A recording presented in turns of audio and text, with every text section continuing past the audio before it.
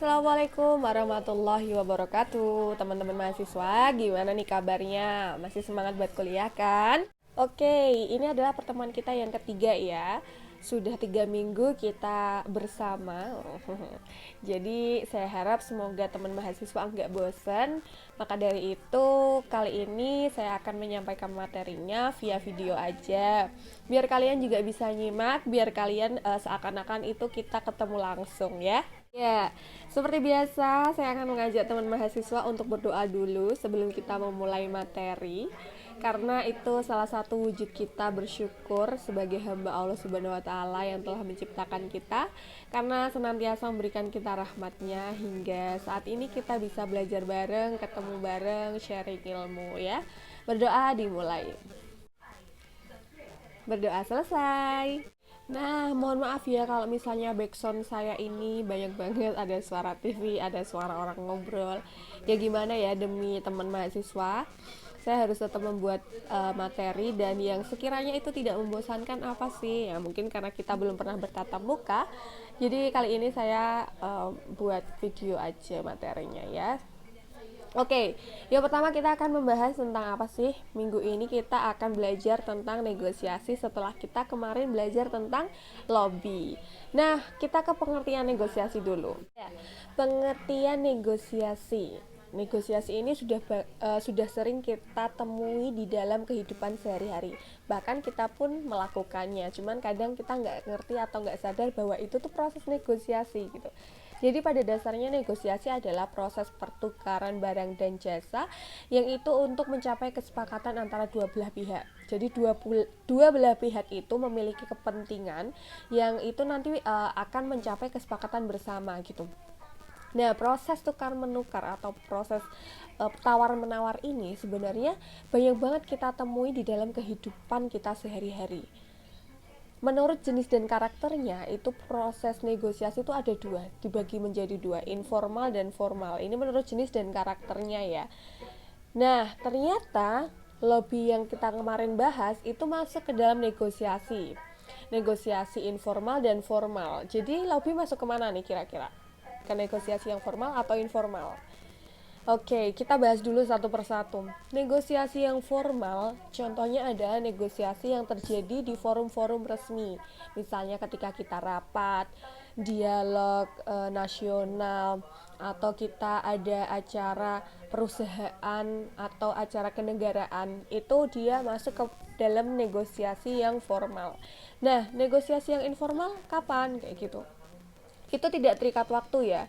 Jadi lobbying, kita melobi itu termasuk dalam negosiasi yang informal gitu. Jadi kalau negosiasi informal itu contohnya bisa kita temui ketika kita berada di kehidupan sehari-hari, nggak sengaja ketemu teman, atau kita nggak sengaja di acara ulang tahun terus kita bertemu, kita melakukan proses tawar menawar atau pertukaran barang dan jasa kayak gitu. Itu proses negosiasi yang informal. Nah, bedanya informal dan formal itu apa? Yang lebih penting adalah mereka berbeda di keterikatan waktu, memiliki perjanjian yang biasanya hasilnya itu atas kesepakatan dan dia terikat gitu. Waktunya untuk perjanjian pun dia terikat. Hasilnya dari hasil perjanjian atau hasil dari kesepakatan tadi juga terikat kayak gitu. Dan biasanya ini terjadi di lembaga-lembaga atau perusahaan. Dan biayanya juga biasanya biaya atau dana dari perusahaan tersebut kayak gitu. Jadi dia lebih ke negosiasi yang formal. Sementara kalau yang negosiasi informal yang saya contohkan tadi, dia tidak terikat waktu. Hasilnya pun dia juga tidak akan mengikat kayak gitu. Jadi sebenarnya lobby itu kan lebih santuy ya. Dia lebih tidak mengikat atau waktu juga dia tidak terikat gitu. Itu dia masuk kepada negosiasi yang informal kayak gitu. Contohnya yang tadi saya contohkan, misalnya di acara ulang tahun, di acara reuni, itulah biasanya negosiasi informal terjadi. Lalu bedanya apa sih Bu? Negosiasi yang di bidang bisnis, negosiasi di bidang industri kayak gitu ya, bedanya tuh enggak ada. Kalau masalah strategi atau cara tuh sebenarnya sama aja. Negosiasi ya seperti itu, niatnya untuk mencapai kesepakatan bersama, untuk tawar menawar kayak gitu. Tapi yang membedakan adalah materi yang dinegokan. Paham ya? Kalau misalnya negosiasinya dengan pengusaha, Ya berarti materi yang akan kamu negokan apa? Mungkin tentang pembagian hasil ketika kerjasama, atau mungkin negosiasi tentang eh, pembagian saham dan lain sebagainya. Jadi itu kontennya aja kalau bedanya ya. Lalu apakah negosiasi itu sulit? Eh, bisa ya, bisa tidak. Bisa dibilang sulit, bisa dibilang tidak. Sebenarnya nggak ada yang sulit kalau kamu mau belajar gitu ya. Jadi hasil negosiasi itu bisa goal atau enggak, itu sebenarnya gimana cara kita menghadapi atau menyikapi gitu. Kita menyiapkan solusi yang efektif, kita bisa menyelesaikan negosiasi dengan baik, itu akan semakin cepat dan semakin baik gitu. Tapi mungkin kadang-kadang negosiasi alot gitu ya, tergantung mungkin klien kita atau target kita orang yang agak susah. Berarti kita harus menyikapinya, kita harus mengikutinya. Gimana sih cara-cara supaya dia bisa lulu? Mungkin kita sebelumnya harus mencari tahu dan lain sebagainya. Jadi banyak caranya ya. Kita akan membahasnya di minggu kelima atau keenam, dan nanti saya akan mendatangkan praktisi yang memang dia bekerja di bidang lobby dan negosiasi. Nah, kemudian sebenarnya buat apa sih kita negosiasi? Nah, negosiasi ini sebenarnya sudah tertanam di diri kita sejak kecil, bahkan di rumah, bahkan di lingkungan pertemanan kayak gitu ya. Jadi negosiasi itu sudah berjalan gitu. Cuman kita nggak tahu itu negosiasi. Nah, ternyata itu memang sangat bermanfaat. Bahkan contohnya ketika kita bangun tidur, kita mau mandi, kamar mandinya dipakai. Banyak orang anggota keluarga yang pengen memakai kamar mandi. Kita harus melakukan negosiasi untuk mendapatkan atau bisa menggunakan kamar mandi tersebut gitu. Terus ada lagi, misalnya kita di kantor, kita harus bernegosiasi untuk menentukan kapan meeting, atau di saat meeting atau di saat rapat kita harus bernegosiasi untuk menyepakati sesuatu hal gitu.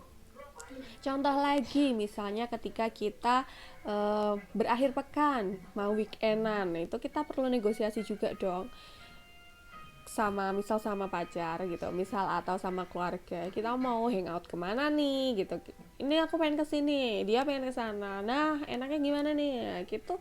Melakukan proses tawar menawar kan kalian, itulah proses negosiasi atau negosiasi informal yang tadi kita sebut dengan lobby. Jadi sebenarnya lobby dan negosiasi itu dua hal yang saling berkaitan ya.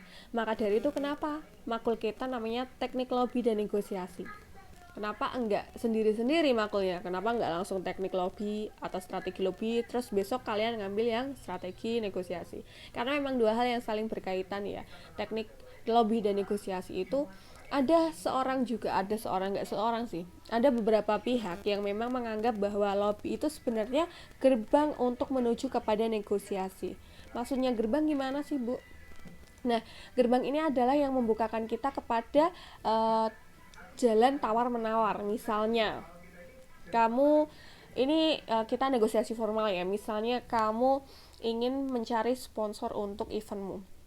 Kamu butuhkan bertemu dengan pimpinan di sebuah perusahaan. Pertama, kamu melakukan lobby dulu. Misalnya kamu ke pos satpam di perusahaan tersebut, kamu lobby bisa ketemu bapaknya kapan, atau bapaknya ada jam luang kapan, kayak gitu. Prosedurnya apa, itu lobbying, kamu lobbying tuh.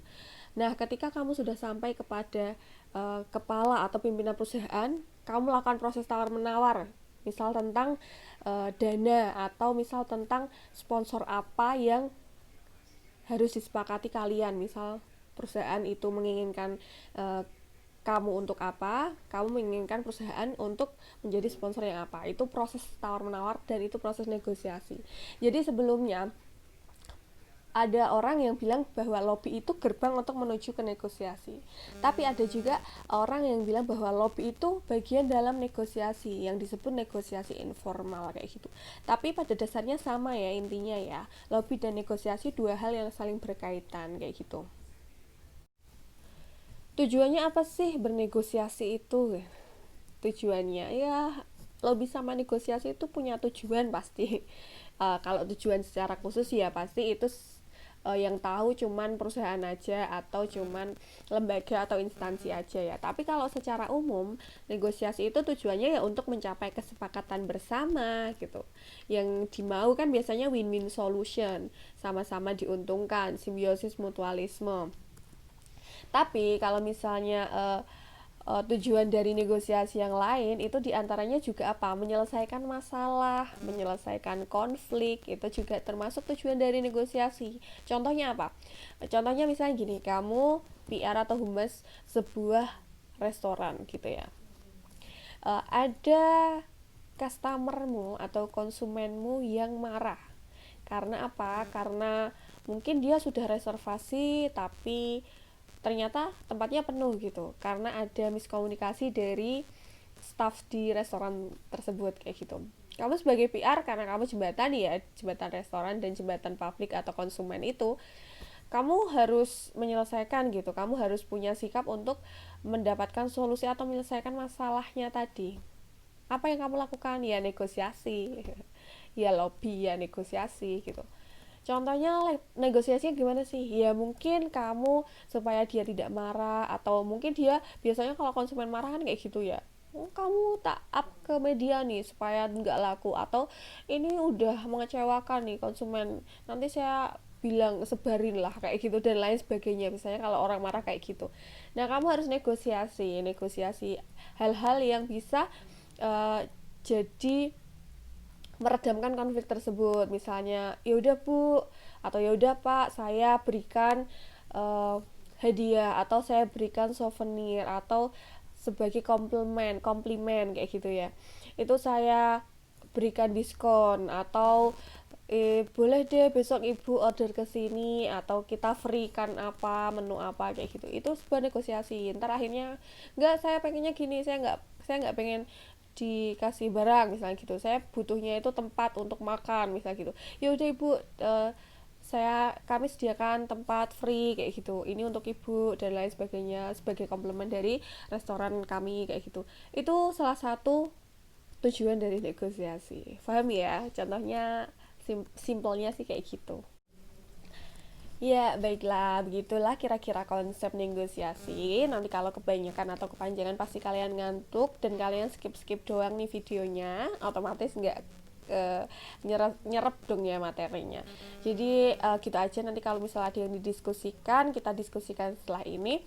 Nah, tapi sebelumnya ada nih buku Lobby dan Negosiasi ya, bilang bahwa seorang politikus itu dia tidak akan mencapai keberhasilannya juga atau dia tidak akan pintar gitu. Disebut pintar ketika dia tidak pandai dalam melakukan lobby dan negosiasi. Kok bisa gitu? Ya iya, dia tidak akan mencapai kedudukan yang tinggi tanpa take and give kepada lawan dan kawannya. Nah, caranya apa? Dengan lobby dan negosiasi tadi gitu ya. Itu contoh dari politikus. Bahkan di kehidupan sehari-hari kita juga harus bisa atau ahli gitu dalam bernegosiasi. Oke, juga nih ada pepatah nih dari pakar pakar zaman dulu gitu bahwa ketika kamu bernegosiasi gitu dengan penuh kebijaksanaan itu pasti akan berakhir indah gitu ya. Jadi semangat buat belajar lebih dan negosiasi, pantang menyerah, selalu belajar dimanapun kapanpun ya. Selalu anggap kamu itu bertemu orang baru itu untuk menyerap ilmunya, untuk mencari ilmu baru gitu. Jadi jangan pernah bosan untuk menganggap langkah-langkah dalam kehidupanmu itu sebagai pembelajaran ya. Semangat. Terima kasih. Wassalamualaikum warahmatullahi wabarakatuh.